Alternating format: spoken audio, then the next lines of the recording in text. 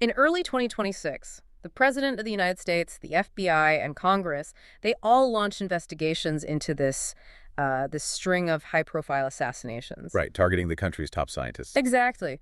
We're talking about brilliant minds tied to classified UFO programs, anti-gravity technology, all being systematically silenced. It sounds like a movie. It really does. Yeah. The only problem is none of the murders actually happened. Yeah, and it is arguably one of the most fascinating mass psychological events of the modern era. Oh, absolutely. We watched a completely fabricated narrative just, command the attention of the highest offices in the world. And it was built entirely out of unrelated tragedies. And that brings us to our mission for today's deep dive. We are looking at a massive stack of sources today. A lot of reading for this one. So much reading. We've got detailed Wikipedia excerpts, victim biographies, psychological analyses from top sociologists, and official statements from U.S. federal officials and the grieving families. Which are pretty heavy to get through, honestly. Yeah, they are. But our goal is to unpack the 2026 missing scientists conspiracy theory. We want to understand the mechanics of how a scattered internet rumor, about 10 or 11 supposedly unconnected people, how that morphed into a full-scale federal crisis. Because the underlying architecture of this theory, it really requires us to look past the sensational headlines. Right. We have to examine this collision of human psychology, the weaponization of open-source data, and, well, the undeniable, inescapable statistics of human mortality. Okay, let's unpack this. Because the internet looked at these 10 or 11 individuals who died or vanished over a 4-year period and decided, they were taken out for knowing too much. Right, the classic cover-up angle. Exactly. But to figure out how we got here, we have to look at the initial spark. The whole phenomenon traces back to February 27th, 2026. The McCaslin disappearance. Yes, William Neal McCaslin. He was a 68-year-old retired U.S. Air Force Major General, former commander of the Air Force Research Laboratory, and he was reported missing by his wife. Which, that is a heartbreaking situation for any family. A missing elderly relative immediately triggers local law enforcement protocols. Oh, sure. But the internet, they didn't see an endangered 68-year-old man. They saw a resume. Right, but wait, I have to play devil's advocate here for a second. Go for it. Because if I'm an armchair detective, McCaslin's resume is like an absolute smoking gun. Sure, on paper. We are talking about a guy who played a central role in real military investigations into unexplained objects during the Cold War. Yeah, the UAP stuff. Right. Unidentified anomalous phenomena. He was deeply involved in those efforts. And he even had a connection to the STARS, Inc., that organization specifically dedicated to promoting alien theories. I know one, yeah. So you can't just write that off as a coincidence, can you? If a guy with that specific, highly sensitive background vanishes into thin air, isn't it completely natural for the public to ask questions like maybe his past caught up with him? Well, if you view his life purely through the lens of a Hollywood thriller, sure. Fair enough. But reality rarely conforms to a 3-act structure. The context surrounding McCaslin utterly dismantles the espionage angle. How so? First off, he retired 13 years prior to his disappearance. Okay, that's a long time to be out of the game. Exactly. And his wife, Susan McCaslin Wilkerson, she explicitly clarified that he only held very standard, common security clearances. Oh, so the idea that he was harboring deeply classified active state secrets about alien spacecraft in 2026. It just doesn't hold up to scrutiny, not even slightly. Wow. Wilkerson stated it was, highly unlikely anyone took him to extract very dated secrets. And more importantly, she noted he was suffering from a chronic health issue at the time he went missing. Oh, that's so sad. It is. The Bernalillo County Sheriff in New Mexico found zero evidence of foul play. This was just an elderly man in a vulnerable medical state. And yet his disappearance becomes the catalyst for what science writers Michael Shermer and Benjamin Radford call, and I love this phrase, mystery-mongering data mining. It's a great term for it. I find this concept incredibly revealing. Instead of investigating McCaslin's actual circumstances, these internet sleuths decided his disappearance was part of a larger plot. Right, they already had the conclusion. Exactly. And they just went looking for evidence to support that predetermined conclusion. It's the classic Texas sharpshooter fallacy, but on a massive digital scale. The Texas sharpshooter fallacy, explain that for us. Yeah, so imagine someone firing 100 bullets into the side of a barn. Okay. And then they walk up and paint a bullseye around a cluster of bullet holes to make it look like they're a master marksman. Oh, wow. Yeah. That is exactly what happened here. Theorists scrubbed through obituaries, missing persons reports, local news articles from across the entire country, Just looking for anything. actively hunting for anyone who had recently died or disappeared, and then scanning their biographies for any keyword connected to space, defense, or propulsion. So they were essentially reverse engineering a conspiracy. Exactly. And when you cast a net that wide, across a country of over 330 million people, you're going to find a lot of bullet holes to paint your bullseye around. You really are. So let's look at the actual names that ended up on this viral list, because when you contrast the glamorous sci-fi assassin narrative with the brutal medical realities of these people's lives, It's rough. it starts to look profoundly disrespectful. Yeah, the commodification of these individuals' deaths is definitely the darkest part of this phenomenon. You see these brilliant careers and complex human struggles just reduced to plot devices. Take Dr. Ning Li, for example. Yeah, that case is wild. The internet labeled her an anti-gravity physicist who was silenced. But the reality, she was a brilliant scientist at the University of Alabama who died in 2021 at the age of 78 from Alzheimer's disease. Right. And the sources note this was years after she suffered permanent brain damage from being struck by a vehicle while crossing a street in 2014. It's just tragic. It takes a staggering amount of cognitive dissonance to look at an elderly woman deteriorating from Alzheimer's years after a pedestrian traffic accident and classify it as a government assassination. It really requires stripping away all the medical documentation and focusing solely on her job title. And, the same mechanism was applied to Amy Eskridge. Right, the 34-year-old. Yeah, she was a 34-year-old anti-gravity enthusiast who died in 2022. The police investigated and conclusively ruled her death a suicide. Which the family confirmed, didn't they? They did. Her family released a statement explicitly stating they did not find her death unusual, noting she had suffered from severe ongoing chronic pain. But because she worked at the Institute for Exotic Science, and she'd previously made comments on a podcast about psychological warfare stalling her work. Her tragic, deeply personal battle with chronic pain was completely erased. Unbelievable. The internet hijacked her suicide to feed their narrative. And the net they cast was so desperate, they eventually stopped looking for scientists altogether. I mean, it's like calling a hospital janitor a brain surgeon to make a medical conspiracy sound better. That is a perfect analogy. Right. Melissa Casillas is heavily featured on this list, and she was an administrative assistant. Yep. Her only connection to advanced aerospace tech, she happened to work at Los Alamos National Laboratory. Which is a huge facility. Simply being employed in the same zip code as classified research was enough to make her a target for the theorists. And what actually happened to her? The New Mexico State Police and her relatives confirmed she was experiencing massive financial stress, and she likely ran away to escape it. Gosh. Tragically, her remains were later found in a national forest with a handgun nearby. That is so awful. And then you have Anthony Chavez on the list, too, a 78-year-old retired construction foreman who went missing in 2025. Another one with just a geographic tie. Exactly. His only connection is that he also once worked at Los Alamos. We're talking about a construction foreman and an administrative assistant. The theorists are stretching the definition of aerospace scientists to the breaking point just to keep the list growing. They really are. And when you zoom out and look at the actual causes of death among the people on this list, the sheer lack of any coherent pattern destroys the idea of a coordinated silencing campaign. Right, there's no consistency. None. Michelle David Hicks, a former planetary scientist at Jet Propulsion Laboratory, he died of heart disease. Joshua LeBlanc, an electrical engineer at NASA, died in a mundane traffic collision. It's just normal, everyday tragedy. Exactly. Jason Thomas drowned in a lake while battling depression. And the homicides on the list are even more disconnected, aren't they? Completely. Carl Grillmeyer, a retired Caltech astronomer, was tragically murdered in a carjacking in California. Right. And then Nuno Loureiro, a plasma physicist from MIT, he was killed during the horrific 2025 Brown University mass shooting. Oh, man, the Brown University shooting. Yeah, and the FBI and the U.S. Attorney spent massive resources investigating that shooter.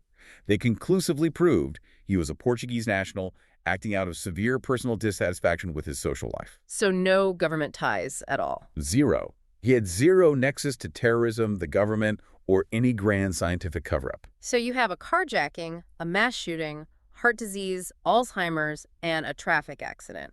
I mean, the only thread connecting these events is the algorithm that served them to conspiracy theorists. Which brings up the underlying mathematical reality of this entire situation.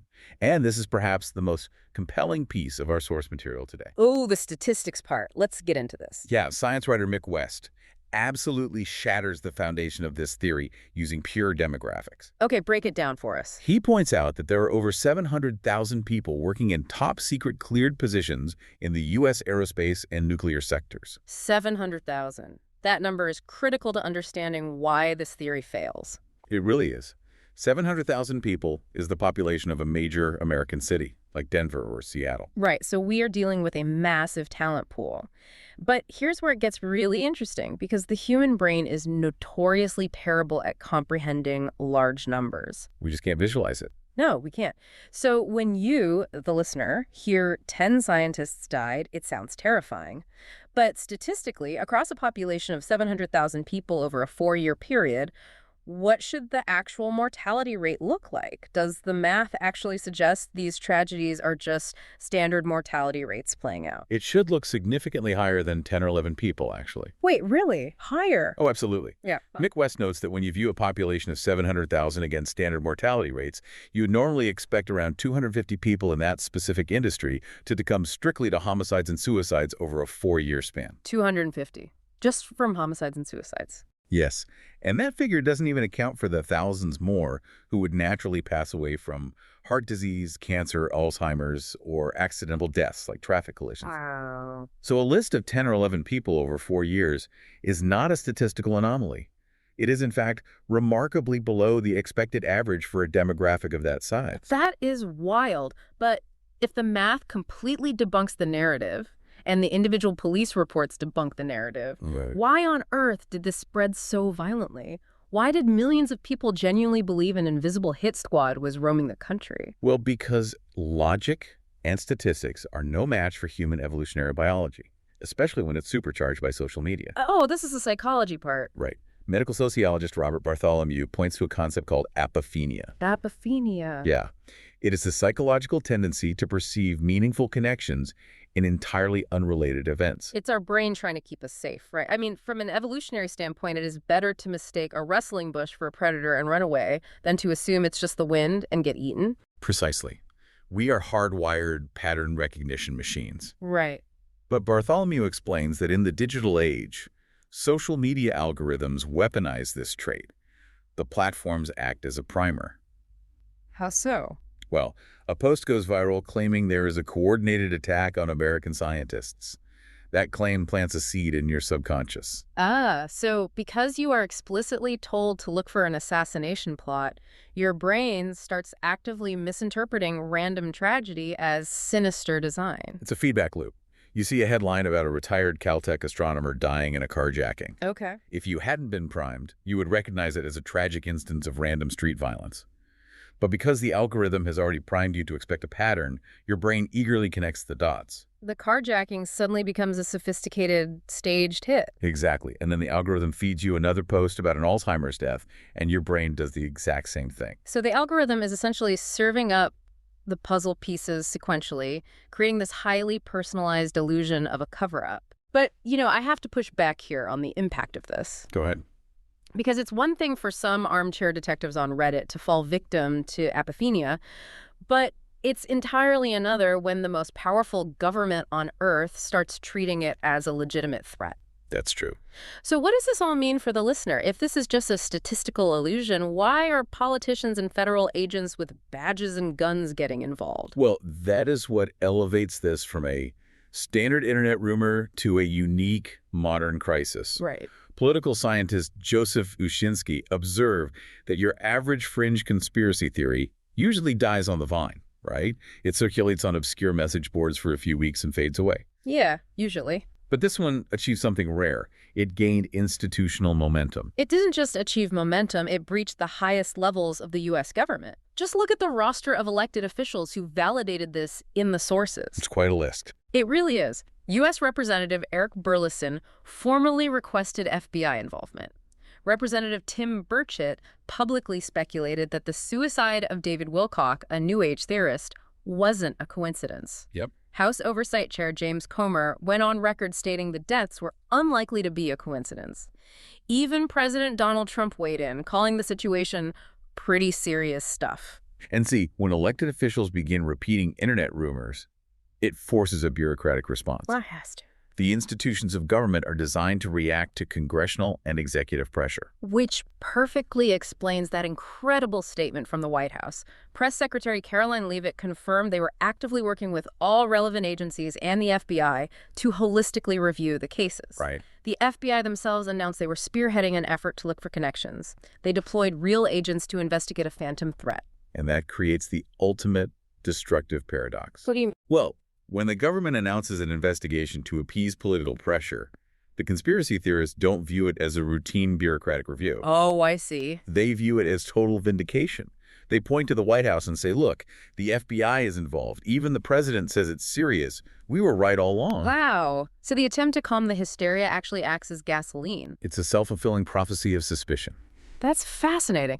But while the politicians and the theorists are playing this grand game of algorithmic validation, there is a brutal real-world fallout occurring entirely off-screen. Yeah, the families. Exactly. The toll this takes on the families of the deceased is almost impossible to quantify. They are forced to watch their darkest, most agonizing moments be stripped of all context and repurposed as entertainment.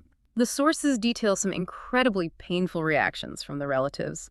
Like Michelle David Hicks' brother. He gave a statement expressing profound anguish over his brother's legacy. I remember reading that. He pointed out that Michelle had great, tangible scientific achievements, but instead of being remembered for his brilliance, his entire life's work is being overshadowed by what his brother called a baloney Loch Ness monster, Bigfoot conspiracy theory. It's just sad. And Carl Grumer's widow was equally devastated. She publicly called the entire narrative absolute nonsense, noting the bitter irony that her husband, a rigorous scientist, would have laughed at the people propagating it. And the family of Melissa Cassius, they just wanted to mourn a loved one who succumbed to financial stress. They had to repeatedly go to the press to reiterate that she ran away on her own. They had the New Mexico State Police backing them up, too. Right, but the internet didn't care. Journalist Mike Rothschild described the situation flawlessly. He called it family trauma that's essentially being monetized for clicks. Monetized for clicks. That captures the exact mechanism at play perfectly. It really does. Content creators realize that a sprawling sci-fi assassination plot generates far more ad revenue and engagement than explaining the mundane tragedy of heart disease or the devastating reality of Alzheimer's. Yeah. Colleagues of these researchers, like planetary scientist Joe Mazzero at Caltech, they've spoken out about the profound lack of empathy required to turn human beings into puzzle pieces just to drive social media traffic. So what does this actually mean for you, the listener, as you navigate an increasingly chaotic digital landscape? It's a big question. We live in an era overflowing with access to information. But alongside that access comes our deeply human evolutionary desire for an overarching narrative. We desperately want the world to make sense. Exactly. We want there to be a hidden hand, a secret plot, a villain pulling the strings. Because acknowledging a shadow government is often far less terrifying than facing the messy, unconnected, and entirely random realities of mortality. It is psychologically easier to believe an all-powerful agency orchestrated a grand cover-up than it is to accept that a brilliant world-class physicist can be slowly undone by a disease like Alzheimer's. Right. Or that a vibrant, successful life can be extinguished in a split second by a random traffic collision. We use conspiracy theories as a shield against the randomness of the universe. It is a profound cautionary tale about how easily human tragedy can be commodified into entertainment, but it also leaves us staring down a rather terrifying horizon regarding the future of information itself. Oh, absolutely. Because think about this. If our current, highly connected digital age allows disparate human tragedies to be manually assembled by internet users into a global mystery narrative, often before a grieving family even has time to hold a funeral, what happens next? What do you mean? We are on the precipice of an era where artificial intelligence will be capable of performing this exact type of mystery-mongering data mining in milliseconds. Imagine an AI trained to maximize engagement, instantly scrubbing millions of obituaries, finding invisible statistical anomalies, and generating flawless, undebunkable conspiracy theories faster than any human journalist could ever fact-check them. That is terrifying. If we are this susceptible to a clumsy, user-generated illusion today, How must we adapt our critical thinking to survive the flawlessly engineered illusions of tomorrow? That is the real puzzle we need to solve. Because if we don't learn how to separate the noise of the internet from the actual plot of reality, we might find ourselves chasing shadows forever. Thanks for taking this deep dive with us today.